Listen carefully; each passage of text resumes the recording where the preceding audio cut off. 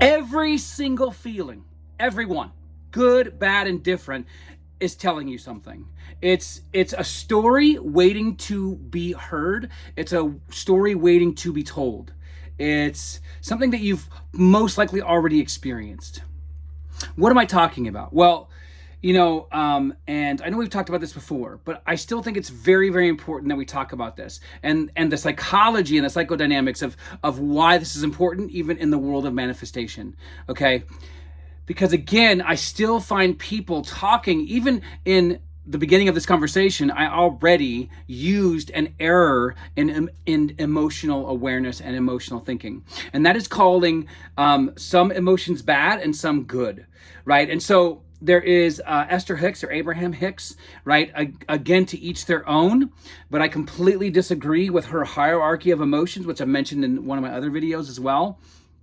And the reason being is because our brain doesn't stratify emotions. What it does is it stratifies social experiences through those emotions. Let me make sense of that.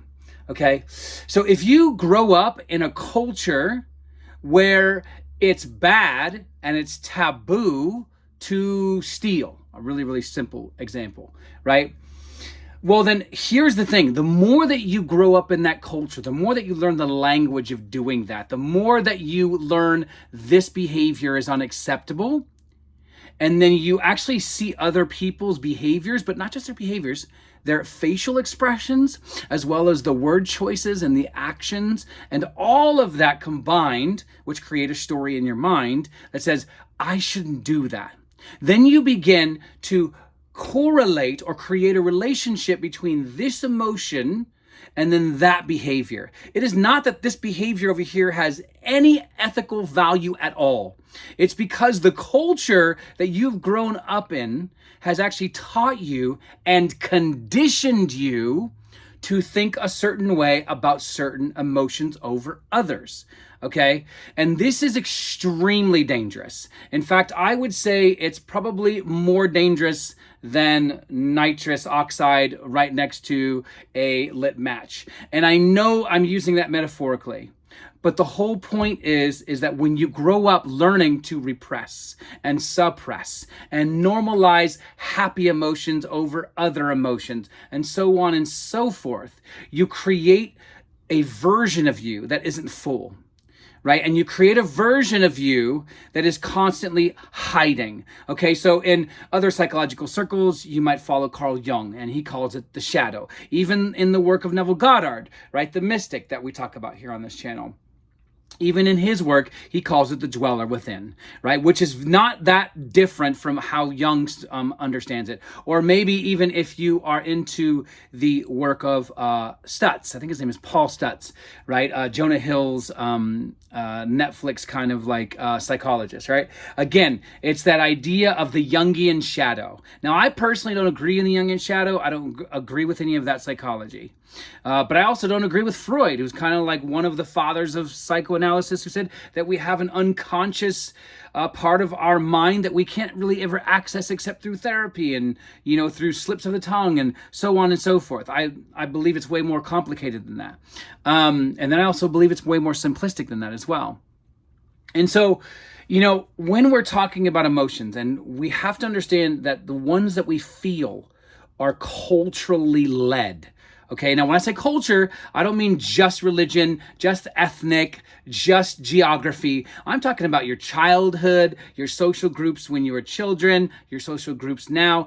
Everything along those lines will frame and tell you what feelings are acceptable over others. And I guarantee you could probably share a load of examples in the comments below of where that might be true for you, whether it be in your childhood or in a church group or whatever it was. It's like, oh yeah, I was taught to think this way and react this way, and I should really be disgusted about this, and so on and so forth, right? That tells you, by the way, and this is where Neville comes in, and he's extremely important, that we are giving away our power, because this world, this 3D stage world, or, the quantum field, whatever you want to call this and deem it, right, that makes sense to you, okay, is a place of creation. It is creating off of the emotions and feelings and interpretations and perceptions that we agree to in our minds. The problem is that we agree to things through our emotions. Hence why he calls the reactions that we don't want the devil, right? The reactions that we do want God.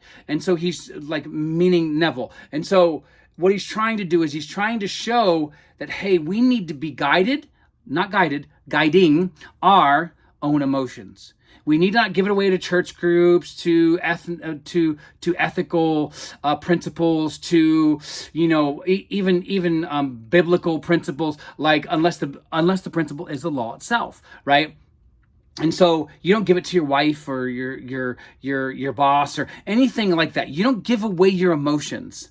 And when you look at emotions as, okay, these are good, these are bad, not only do you create a hierarchy, which then creates and forces you into choosing one over the other, it doesn't allow you to process the so-called bad ones. And so Neville says that we are emotional filters, and in kind of his own little like psychological diatribe in that particular quote that I just quoted from, he said, listen, this is the seedbed of diseases, of any disease, right? Meaning, if you don't deal with your emotions, if you don't do the work, and if you start vilifying some over the other, and you create an ego that protects you from ever feeling anger or upset or any emotion that we consider negative, right?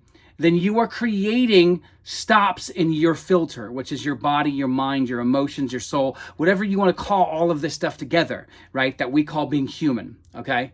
And so what you're doing is you are full on hiding. You're hiding part of yourself, and you need to love all of yourself. And I really don't like making videos like that, because there's too much woo and cheesiness and crystals and special numbers and birds before landing and all this kind of stuff that we tie to all that, when it's really just fundamentally is you gotta love yourself. Like, that's really what it is. And you gotta love all of yourself. And that means, listen, that means processing them.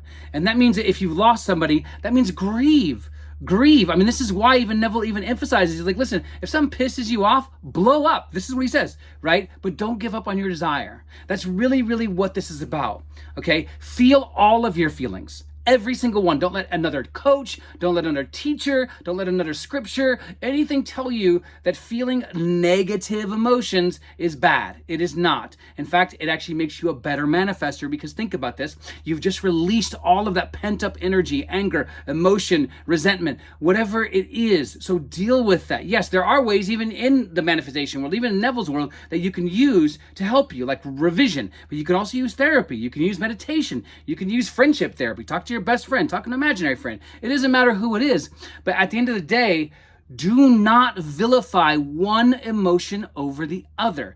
Feel them, then move on, right? That's the main key here, is that you do feel them and don't rush the process. Because even the way I just said that sounds like feel them, then move on. No. If it takes you 7 years, let other people judge you. F them. It really doesn't matter. At the end of the day, your mental health is number one, right?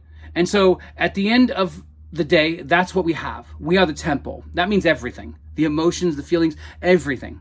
And so if we're the temple, that means we got to do everything we can to take care of it, right? And so hopefully this was freeing for some people, because I know some people are very frustrated and they feel stunted. And I knew when I started this, I even interpreted it that way, and it's not healthy. It's not helpful. And take it from somebody who's in the world of psychology. And I'm telling you straight up, please heal.